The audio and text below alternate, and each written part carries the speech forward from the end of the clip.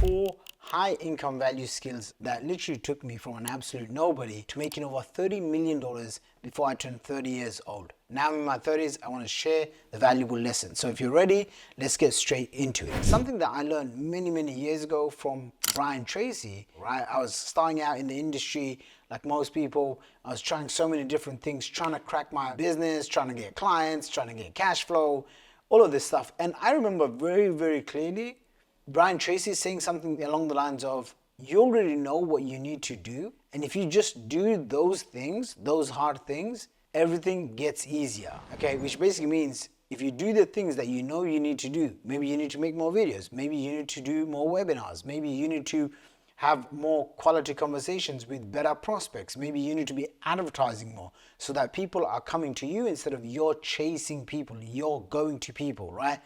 And this story stuck with me because anytime I find myself, I'm not getting the results in my own business, right? Or when I'm coaching a client, I'll ask myself, what are the things that I know I need to be doing that I'm not doing? And I'll make a list, and usually it's like 3 or 4 things. Maybe it's not producing enough webinars. Maybe it's not tweaking my offers. Maybe it's not making my messaging more clear. Whatever the case is. And then I'll go and attack those things. That's the key that you have to realize. So why is it that this simple key gets overlooked? This simple key gets ignored, and it destroys businesses. It destroys your ability to generate cash flow. Why? Why? Well, I really believe that there's a few underlying things that is not common for most business owners. Because I truly believe that if you start to implement these, not only is your business going to succeed, but you're going to have more time off. You're going to actually be able to build your business whilst having a life without sacrificing your soul. So number one thing, mastering value creation. Look, all business is being able to solve problems for a profit. That's it. Too many people get it confused. They think, oh, if I do enough TikTok videos, if I start posting on Instagram, if I start posting motivational messages, somehow you're going to get clients. No, it doesn't work like that. What you have to understand, and you have to remind yourself, you as a business owner, you will only get paid if you are solving people's problems. The more problems that you solve, the more money that you're going to make. So you have to become a massive value creator. However you do this, maybe through making videos, webinars, content posts, educating your ideal prospects, that's what's going to carry the value. So anytime you find yourself, hey, why am I not making enough money? Really? It's because you're not solving enough people's problems. So how do you solve more people's problems? You have to get clear on what is your offer. What are you selling to the market? Who's ready to buy from you? Who's the ideal target market? Who's the person that you don't want to work with? Where are these people hanging out? So you want to identify the who, you want to identify where they're hanging out, and then you want to identify very clearly how you can help them. And what I found over the last 15 years of running my own business is multiple millions of dollars, multiple tens of millions of dollars in some businesses is very clear. You want to attract the highest quality lead in all of your ventures. In whatever business you have, you want to ask yourself, hey, what's the highest quality customer I can get? So for example, on the plane, they'll usually have how many types of seats? 3 different types of seats. They'll have a business or first class, they'll have a premium economy, then they'll have an economy flight. Okay, why does the airline give you 3 options? Because they know there's a group of people that will just come in and take the first or business class regardless of the price. They just want the comfort, they want the food that you get. I was going to say the fancy food, it's not always fancy, especially if you're flying to America. Okay, no offense Americans, but if you compare to Emirates or Qatar Airways versus what you get in America, it's night and day difference. But there's always going to be a group of people, no matter what you offer them, they always want the premium. Same thing, people that want to buy a watch. You can buy a watch for $100. You can buy one for $10,000. You can even buy a watch for $100,000. So the reason why this exists is because there's different types of buyers, okay? And when you're offering your products and services, just ask yourself, do you want to sell to the person that's asking you for a discount? Or do you want to work with the person that's going to just say, okay, send me the payment details wire sent, right? You always want to have the second person, the highest quality buyer. So you want to get really good in your marketing, in your business, at one, identifying. You're only going to get paid if you're solving people's problems. But then the question is, okay, whose problems are you supposed to solve? Well, there's poor people and then there's rich people, maybe middle class as well, right? But what you want to do is focus on the rich people. If you want to get rich quickly, without sounding too cheesy, the easiest way to get rich is to serve rich people, is to find problems that rich people have and they have money to pay you. One of the types of people that are rich, that have money to spend, is basically business owners. Business owners typically allocate a budget. Like, for example, I'll allocate as much as $25,000 to $50,000 per week, so around 6 figures a month, for my advertising budget. On one of my credit cards, I can spend, say, 60 grand. Another few, I can spend a bunch more. But all in all, I can allocate at least $100,000 per month in growing my businesses, right? Running advertisements, paying Facebook ads, Google ads, YouTube, Instagram, whatever the case is. So I know each month I'll have, 50K to 100K that I'm ready to spend on ads, on advertising.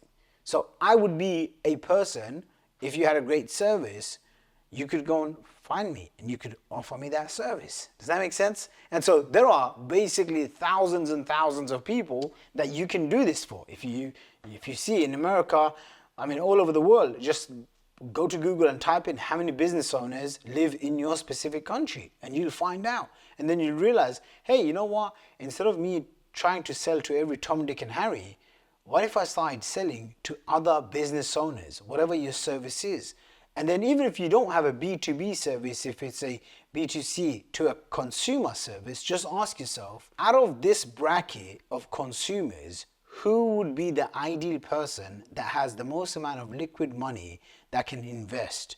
And when you do competition analysis in your own market, where you're doing market research, you can find out who's offering the most premium services, right? So when I come up with services, I literally go through 5 or 10 of my competitors. I'll go through Amazon, I'll find the best-selling books on specific topics. I'll go to Google and I'll just type in XYZ keyword and I'll see the Google search results and I'll see who's paying for those keywords. And I'm like, okay, let me go and check out their offers, their funnels, their websites. Let me see how much they're charging for their prices. And one of the things I do is I ask myself, I compile people's offers and I say, okay, if I was going to serve this customer, what's missing from this picture? Like, when I look at 5 different offers in my marketplace, right? And you can do this with your own business. Compare 5 people that are doing something similar or something better than what you're doing right now, right? And they've got bigger numbers, they've got a bigger office. And then just ask yourself, what's missing from this picture?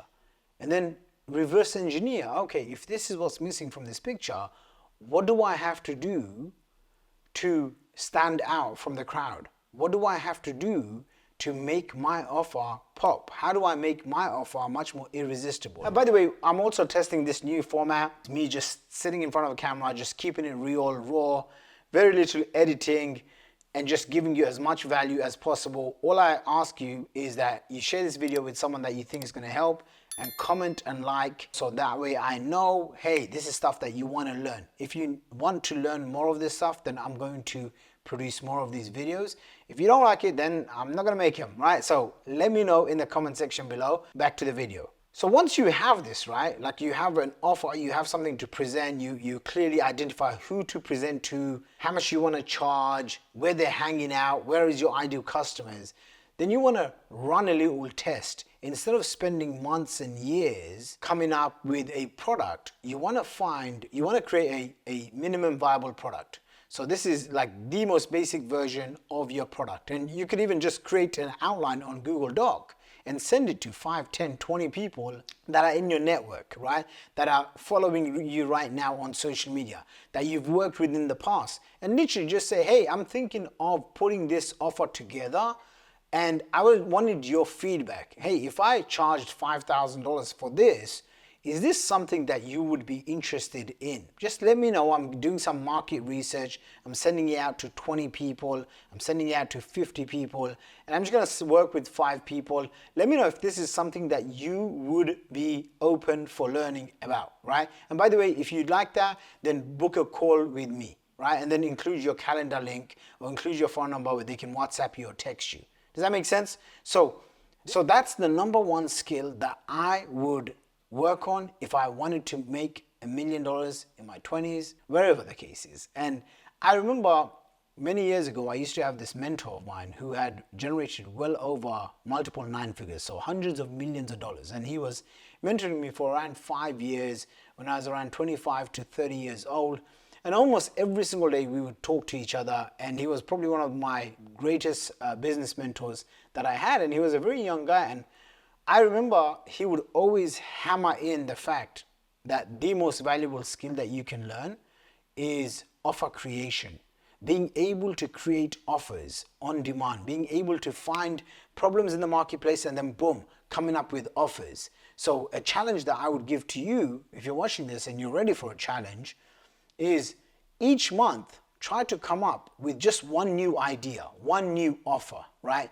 Even if you never launch it, just outline it. Think to yourself, hey, if I wanted to come up with an offer, who would be this ideal client? What would I charge? Okay, cool. Let me just come up with it. And as you get good at this, as you go through the checklist that I'm including below, as you start to hone in, here's how I can essentially find people that have a problem. Here's how I can create an offer, and here's how I can provide them the product for a profit, right? Here's how I can serve them.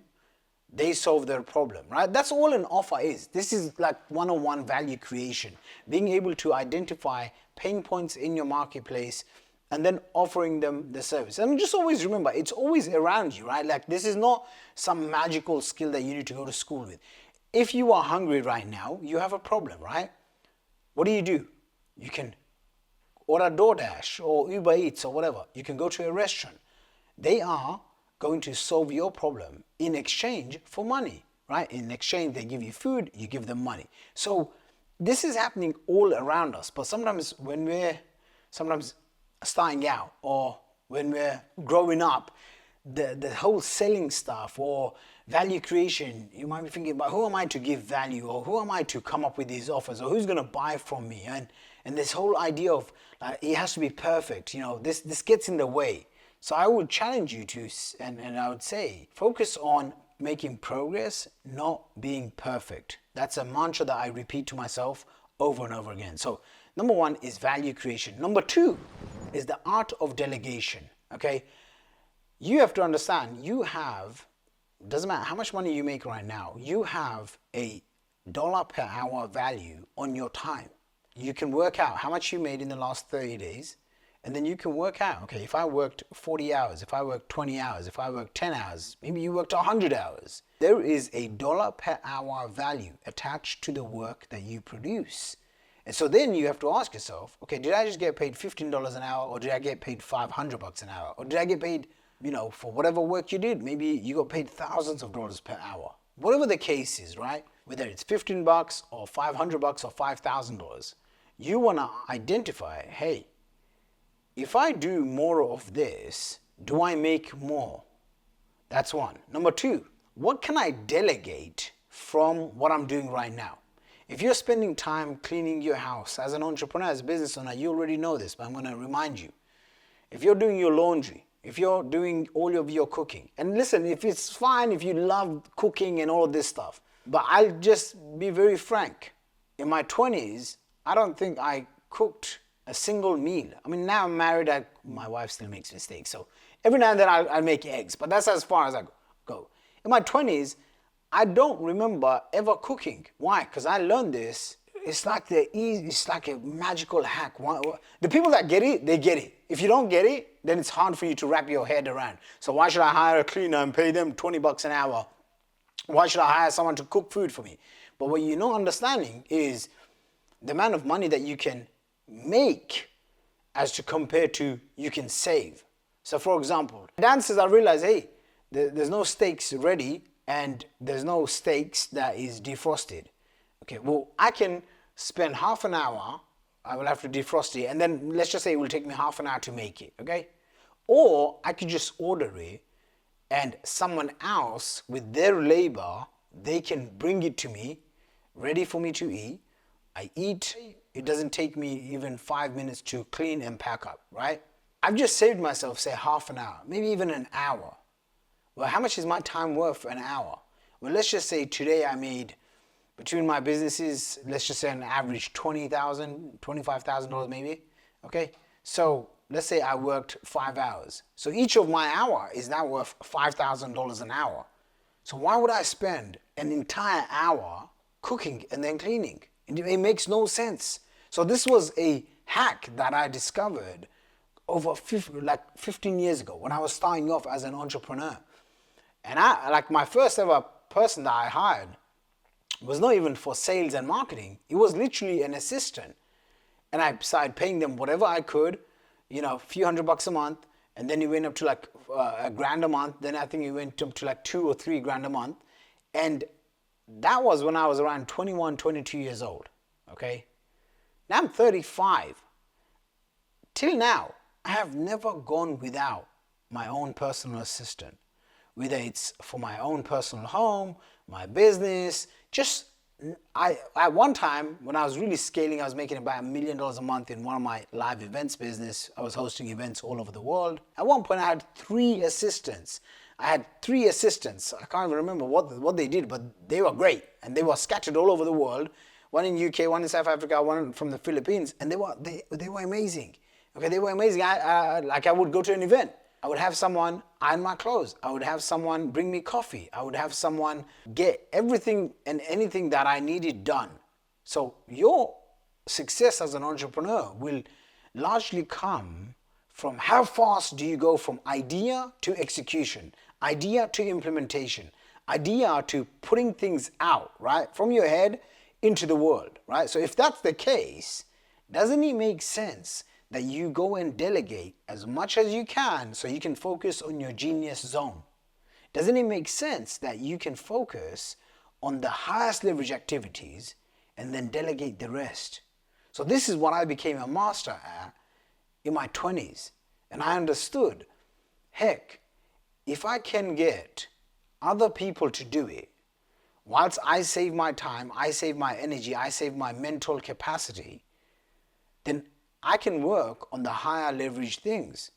Now, if you're just starting out and you're like, hey, I want to be a CEO, I want to hire people so they can do everything, and you don't have much money, well, then you haven't earned the right? So you don't get too ahead of yourself. If you're young and you're watching this, build it out in phases. So maybe at $5,000 or $10,000 a month, you can get your first assistant. At $50,000 a month, you can get a high-level executive assistant. When you're making $100,000 a month, then you can go and get, a CEO, COO, or whatever other C-title professional to come and help you in your business. So why is delegation important? It frees you so that you can focus on your genius zone. Where entrepreneurs go wrong is when they try to juggle every single thing themselves. Okay, I don't know about you, but I have to follow my religion. I pray 5 times a day. I have a wife. I like to travel around the world. I like spending time with my family. I come from a big family, God bless them. I don't want to be married to my business like most entrepreneurs, right? I do believe that for me anyway, now in my life, I have to have more balance. In my 20s, I didn't have much balance. I sacrificed almost everything. Health, family, friends, whatever. Was that a good decision? Maybe we talk about it in another video. Let me know in the comments, by the way. Are you one of those people? Do you believe in work-life balance?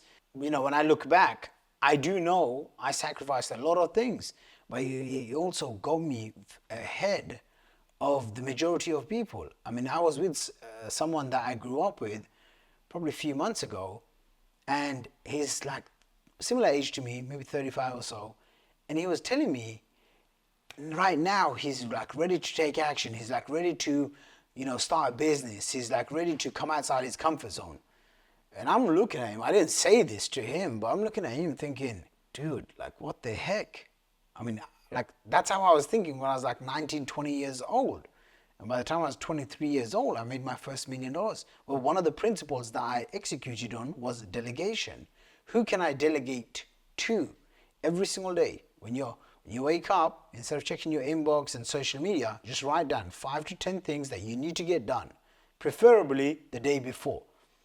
And then when you write those 5 or 10 things down, ask yourself, what's the 80% of this that I can delegate? And then the next question is, who can I delegate this to? Right? If you can start to develop your thinking in this manner, I promise you're going to have quantum shifts in your business, in your life. This is what took me from zero, buried in there, broke, literally nobody knowing my name, to building over 1.5 million email subscribers, making over $30 million before I turned 30 years old, traveling the entire globe, living my true, my dream life. And I'm looking back and I'm like, oh yeah, okay, I mastered delegation. So if I was teaching you, number one, you have to learn how to create value in the marketplace. You have to learn how to get attention, then convert that attention into customers. Number two, you have to be able to delegate so that you can have some free time to think through things, reflect on what's working, what's not working, right? So here's 5 quick roles that you can think about hiring. Maybe you're already in that space now, or maybe you're going to plan to.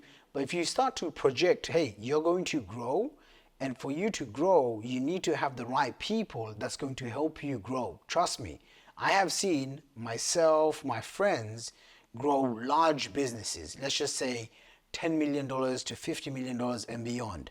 And then I have seen some other friends that have been stuck at maybe 6 figures or 7 figures for years. The number one difference, easy, teams. Okay, I have a couple of friends, they're in the high 6, maybe 7-figure range, but they've never built teams. And then the guys that have built multiple 7, multiple 8-figure businesses, the one commonality is they have teams. So now that you have to build a team, because you're essentially buying more man hours, right? Like today, I have my video guy, then I have 3 different people on my team that can do my social media or whatever, right? What I'm doing is I'm buying time. This month that we're going into, my plan is to hire probably 3 or 4 different marketing people for one of my businesses. Well, what am I doing when I'm hiring 3 to 4 new people? Well, if they work 40 hours a week, 4 times 4 is 160 hours. Well, I'm buying 160 hours a week. Do you understand what that means? I can tell them, hey, this is the stuff that I want to get done, and it will be done because I'm able to buy their time. So number one person that you want to hire is a admin assistant or an executive assistant, someone that can help you remove all the nitty-gritty stuff, checking your emails, responding to stuff, scheduling podcasts, uploading videos, transcribing things, designing things. These are low leverage activities that you can get someone to do it, 10, 15 bucks an hour, 1,500 bucks a month.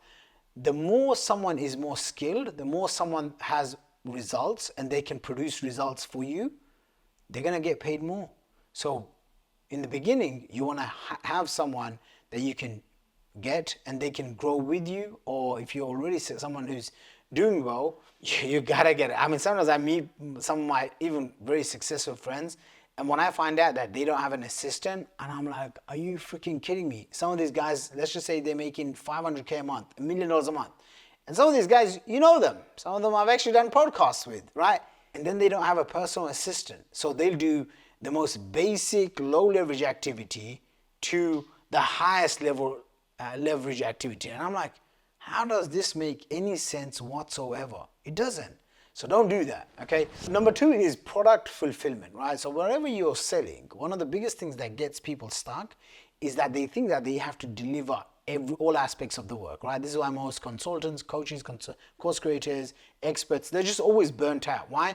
Because they're selling, then they try to do delivery and fulfillment, and then they're literally just capped out. And all they do is that they are in one giant circle of just like chasing their tail. So they sell, then they deliver, and then they get stuck on that delivery, because there's so many different clients that they get and everyone has unique problems and they have to create unique solutions. And then you just get stuck, okay? I figured out a long time ago that if I can help create the product, but then if I can outsource the product fulfillment, if I can outsource the customer service, if I can outsource my finance, my legal, every single department except for sales and marketing, then I can focus on getting cash, hiring talent, right? And then everything else takes care of itself. So you have to get help when it comes to product delivery. It will give you so much more confidence in your life if you have someone that after you sell, they get passed on. So let's just say last week I got, say, 5 customers and they maybe bought one of my packages, okay? For most people watching this, my packages and my business is not gonna necessarily be for you, and that's okay. I'm not using these videos to sell. But here's the thing. Let's say 5 of my customers, they paid $30,000 each, okay? As soon as they paid, now they go to my delivery team, my product fulfillment team. My product fulfillment team's responsibility is to deliver to those customers. They take over. I'll probably have one group call once a week with those clients, and that's it. I am not delivering their services. I'm not checking up on them. I'm not micromanaging them. I have a team that takes care of product fulfillment. So now I can focus on coming up with new innovative marketing campaigns, hiring better talent. I can take time off to think things through. I can come up with new angles, new hooks, new messaging, new ads. Does that make sense? Number 3 is marketing. Listen, without marketing, you're not getting attention. Without marketing, you're not getting attention and you're not getting customers. So marketing is the function that gets you customers, that gets you interested, prospects and leads, going from strangers into sales. This is the most important aspect. You can have the best product in the world, but if no one knows about it, then no one's gonna buy from you, okay? And then number 4 is sales. So this is where appointment setters, closers, commission-only remote teams, they can come in. When I was scaling my businesses and I was running my live events, we had probably around 20 to 30 people on the sales team. So we would have setters, appointment closers. We would have event staff salespeople. We would have stage sellers. We would have people that would do back-end sales on the phones, back-end sales in person. And one of the best things was when you have a commission-only remote salesperson, you don't have to worry about no office. You don't have to worry about them doing the bare minimum, because if they don't go out and get sales and close deals, then they don't get paid. And so one of the best things I discovered early on is hiring commission-only sales reps, okay? It transformed my business almost overnight. I went from maybe making a few $100,000 a year. Literally the next year I made $1 million when I was 23. And then by the time I was 25, 26, I made my first $10 million. And then I made a few mistakes. Then I said, what if I was to do this again? What would I need to put in? I needed this sales team, this marketing, this assistant. And then I did it again. And in a span of just 3 years, I generated a staggering $20 million. By the way, those are 8-figure awards. That's what they represent. $20 million in just 3 years. And it was enough for me to get rich once and for all. So, and then the last person that you want to have on your team is like a board of advisors / leadership team. This is where, you are really hiring expert help, not just to grow your business, but to maintain it so that you can stay away from trouble, so that you can have compliance marketing, so that you can have someone that can also mentor you. So for example, in my leadership team, I have some of my, board of advisors, and they'll tell me, okay, this is the offer that you would want to tweak. This is how you would tap into a new market. Here's a joint venture partner that you can work with. Here's how to do integration marketing, XYZ. Does that make sense? So delegation has been the absolute key in scaling my businesses and building my businesses without sacrificing my life. Number 3, high value skill that you want to master in your 20s and 30s and for the rest of your life is literally leadership skills. This is one area that I know I messed up on in my 20s. I was very direct, very brash. I was like, this young backpack millionaire CEO, had a team of like 55 people, and my leadership style was just pure sucky. It was bad. I made bad mistakes. I remember like firing people just by sending emails without having a phone call or without doing any progress reviews. I had no idea what I was doing. One day I'm broke. A few years later, I'm like making 500K, $1 million a month, right? And it wasn't like 1 or 2 months. It was like every single month, 5, 6, $700,000 a month, every single month, year after year after year, right? And suddenly I'm like, wow, there's like 50 people I'm in charge of now, and I have like $500,000 a month in, let's just say, payroll. And I'm like, this is ridiculous. Like, I'm spending hundreds of thousands on ads, hundreds of thousands of dollars on, my team members, right? And I'm like, what the heck is going on? So I learned as I was growing, if you don't have good leadership skills, some of your best people will leave. If you have good leadership skills, you can now empower people to become leaders in the business. This is one of the big mistakes I made in my 20s, which was because I didn't have the leadership skills. So when people would come in onto my team, I wouldn't necessarily empower them to become their own leader. So A players, they want to be leaders, right? You won't hold on to an A player. You won't hold on to your best staff if you don't develop leadership skills. And this is a big lesson that I learned, because so many people that I had that were super talented, that were part of my team, they left my team because my leadership skills sucked, right? And this was like a rude awakening for me. I was like, oh my gosh, like, I didn't know this. Okay, so here's a few key things that you want to remember. You want to focus on basically outcomes. So when you're giving a task to your staff members, instead of saying, oh, do this task, paint a picture, paint a vision of where you're going and why it's important. So I learned, wow, I have to actually learn how to communicate with my team. So for example, Mikey, who does my videos, instead of saying, hey Mikey, we're going to now just make this video for the sake of this video, which maybe something I would do in the past, now I'd say, hey Mikey, I want to create as much value as possible, and here's the reason why. In 1 to 3 years time, I want to grow my YouTube channel to 500,000 subscribers. The reason why that's important is because it complements all the 5 other different businesses and programs and services and products that I'm building.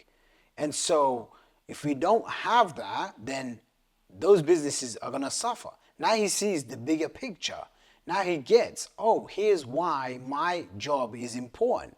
Hey, if we make videos like this and I hold nothing back, no gatekeeping whatsoever, and I just give it all away for free, which is what my plan is here, as I'm going through this, I'm like, I have to now explain to my team, oh, I want to give away all the best stuff that I've learned. Why? Because I've made a lot of mistakes. I've made tens of millions of dollars, pounds, and I've also lost millions of dollars in bad investments, bad mistakes, bad coaches. It would be very valuable. I wish I had someone like this when I was starting out. Oh my gosh, like if I was 21 and I had access to this kind of information, holy smokes, I don't know where I would be today, right? So I believe that it's a duty, it's a service that I can do. Now my team is aligned. Do you see? Instead of just saying, hey, go and get this done for me, which was my old leadership style, to my new leadership style, hey, we want to achieve this, and here's why this is important, and here's why I need my team to rally around this mission, this vision. Okay, these are the values that we want to uphold. Okay, so does that make sense? Is this valuable stuff? Okay, so that's one. Number 2, you got to have, when it comes to your own leadership and your team, you got to measure. Whatever you measure matters. Whatever you measure and you report, it grows exponentially. This is something that I learned. What gets measured gets managed, and what gets measured gets managed and gets reported grows exponentially. And so this was just a mantra that I would always have in my head. I would be like, every single day, I have to measure every single aspect. Okay, how much am I spending on traffic? How much is each lead costing me? How many conversations is my sales team having? Are they having 20 calls a day, or are they having 30 calls a day? How can I get to 100 booked calls a day for my companies? How can I have the KPIs? How can I reduce the cost per lead? How can I do all of these things? And when you start operating from a place of KPIs and numbers and data, then you're not running your business on just pure emotions. when I speak to someone and I ask them, hey, how's business in a coaching environment? And let's just say they say, oh yeah, business is good.